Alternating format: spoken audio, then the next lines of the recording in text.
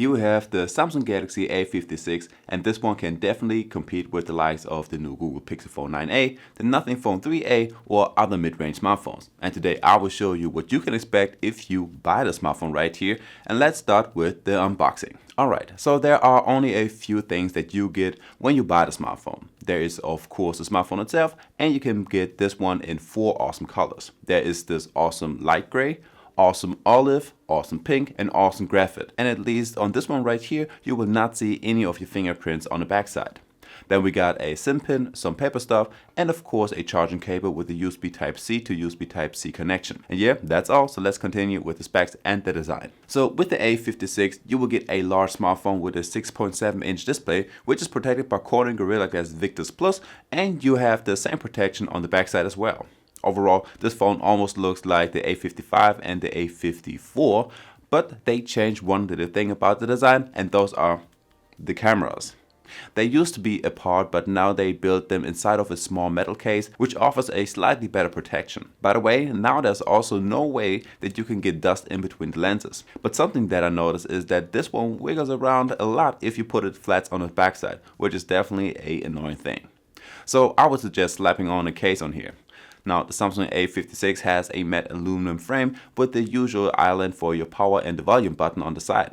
It weighs in at 200 grams, and it is once again IP67 water and dust resistant. So like I said, we have a 6.7-inch Super AMOLED display, and what I really like a lot is that Samsung increased the screen to body ratio a bit compared to last year's version. So it definitely looks great on the sides and on the top, and just the bottom side could have been a little bit better. So we got HDR10 Plus and just a peak brightness of 1900 nits, which is okay, but there's definitely some room for improvement. It is also a 120Hz display, but you can also trim it down to just 60Hz. You have the eye comfort shield, which limits the blue light. You can change your screen mode from vivid to natural, and you can also adjust the color temperature. You can change the screen zoom and the font size, and you can also hide the camera cutout. So instead of your little dot on top, you now have a big black bar.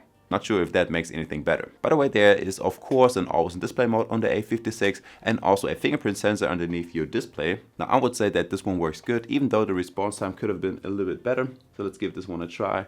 So as you can see, it's not the quickest. As for your video and movie quality, the A56 is doing a great job with its Super AMOLED display. You have a resolution of 1080 by 2340 pixels, a screen to body ratio of around 88%, which means you get to see a lot and also in a good quality. And just the brightness could be a little bit higher. As for the sound of the A56, this one gets loud and the quality of it isn't bad either. Then on top we have Dolby Atmos support with a few presets, and there's also an equalizer as well with a few more different sound profiles. Alright, next we got the battery life, and the Samsung Galaxy A56 has a 5000 mAh battery that will last up to 2 full days on a single charge, or you can watch videos non-stop for about 29 hours, which is extremely long.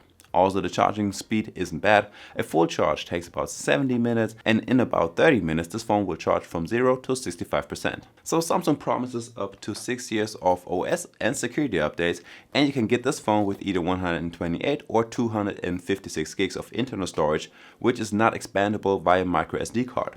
Now I have the 128 gig version, and about 19 gigs are already used up by the system, which is almost 10% of your whole storage capacity. On the A56, we also have AI features like the circle to search feature, which I always like to see on a smartphone. And then we got AI photo editing stuff. With the object eraser, you can easily erase unwanted people and objects from your images. Or with the best face feature, you can fix faces with closed eyes or awkward expressions. With the AI editing, you can also remaster the picture, which will give you nicer colors. You can erase shadows and reflections, or you can even add a background blur effect. Of course, there are the normal motion and gesture controls as well, like you can double tap the screen to turn it on and off. You can now also easily drag and drop an app to a new spot. So just long press on an app, and then with the other hand, you can swipe to the next page and drop the app over there. Now the last feature I want to mention is that you have a clear voice feature now, which filters out the background noises for you for a clear voice during your calls. Now, by the way, if you liked the video so far, please leave a like and subscribe to my channel for more tech reviews.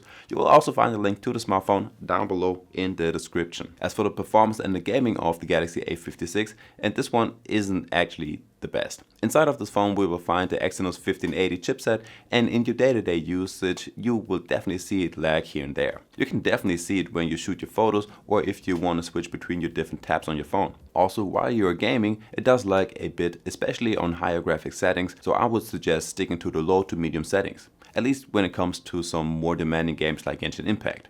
You also have a game booster on this phone, like you can take screenshots, open up apps in a floating window, you can change from a normal to the performance or the battery saving mode. But one thing that you need to know is that this phone is not as good as the S25 or other flagship smartphones. So let's finish this video up with the camera test. So the Samsung Galaxy A56 comes with a 50 megapixel main camera with optical image stabilization. You have a 12 megapixel ultra wide and a 5 megapixel macro camera.